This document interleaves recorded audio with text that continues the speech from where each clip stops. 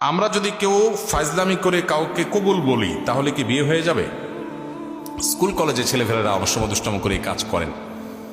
দেখুন, সালাতুন জিদ্দুহুন্না জিদ্দুন ওয়া হাজলুহুন্না জিদ্দুন। নবী সাল্লাল্লাহু আলাইহি ওয়াসাল্লাম বলেছেন তিনটা কাজ হাসতে হাসতে করলে যা হবে সিরিয়াসলি করলেও তা হবে। এর ভিতরে একটা হলো বিয়ে। যদি দুইজন সাক্ষীর উপস্থিতিতে, অ্যাডাল্ট দুজন সাক্ষীর উপস্থিতিতে এই কাম করে থাকেন, উভয়ে হাসাহাসি করেছেন, আর নিজেরা শিশু না হন, আপনারাও অ্যাডাল্ট হন, তাহলে হানাফি মাযহাবের মাসআলা অনুযায়ী বিয়ে হয়ে যাবে। বলবেন হুজুর মোহরটা ঠিক হয়ে নাই, মোহর অটোমেটিক সেট হয়ে যাবে, কিন্তু বিয়ে হয়ে যাবে। খুব জটিল। এখন অনেক সময় আমরা ফাজলামি করি, এখন কেউ নাটক সিনেমাতে অভিনয় করার জন্য করছে, সেটাও যদি দুজন সাক্ষীর সামনে করে, ওই ব্যাকল জানে না যদি আবিয়াত্তা হয়ে থাকে বিয়ে হয়ে যাবে, আর যদি বিবাহিত হয় তাহলে তার কোনো উপায় নেই।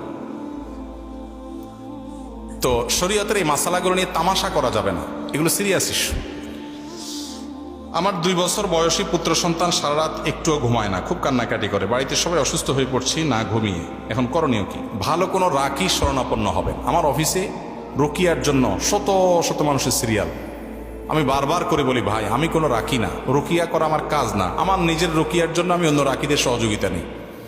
আপনি সোশ্যাল মিডিয়াতে রুকিয়া সাপোর্ট গ্রুপ সার্চ করলে অনেক গ্রুপ, অনেক লোক পাবেন যারা ভালো ভালো রুকিয়া করেন, কোরআন হাদিস থেকে রুকিয়া করেন, কোনো শিরকি কাজ ভুয়া কাজ করেন না। জাস্ট এইটুকু নিশ্চিত হয়ে যে কোনো রাকির শরণাপন্ন হবেন। একেবারে সবচেয়ে সহজ যেটা, অনেক বই আজকাল বের হয়েছে, সেলফ রুকিয়া, নিজে নিজে রুকিয়া করবেন কীভাবে। শুধু কোরআন কারিমে আয়াত পড়ে আয়াতে শিফা পড়ে আপনি চিকিৎসা গ্রহণ করতে পারেন। সায়েন্সের এই যুগে এখানে অনেক সায়েন্সের ছাত্র আছেন, আপনাদের কাছে মনে হতে পারে যে ভাই কোরআন আয়াত পড়বো আর ট্রিটমেন্ট হয়ে যাবে। হ্যাঁ, কোরআন আয়াত পড়বেন আর ট্রিটমেন্ট হবে। বলে তাহলে হসপিটালের দরকারটা কি? নবী করিম সাল্লাল্লাহু আলাইহি সাল্লাম মানুষ অসুখ হলে তাকে চিকিৎসা গ্রহণ করতে বলেছেন, নির্দেশ করেছেন যে তোমরা চিকিৎসা গ্রহণ করো। এট এ টাইম একজন মুসলমান তিনি আল্লাহর কাছে দোয়াও করবেন। এই রুকিয়াটা হলো পার্ট অফ দোয়া। আপনি দুইটাই সমান্তরালভাবে করবেন। এবং বিশেষ করে এই যে রোগীর কথা বললেন, বাচ্চা কাঁদে অস্বাভাবিক, এটার জন্য যদি আপনি মিরাকল দেখতে চান, আপনি সুন্নাহসম্মত রুকিয়াতে আপনি যান।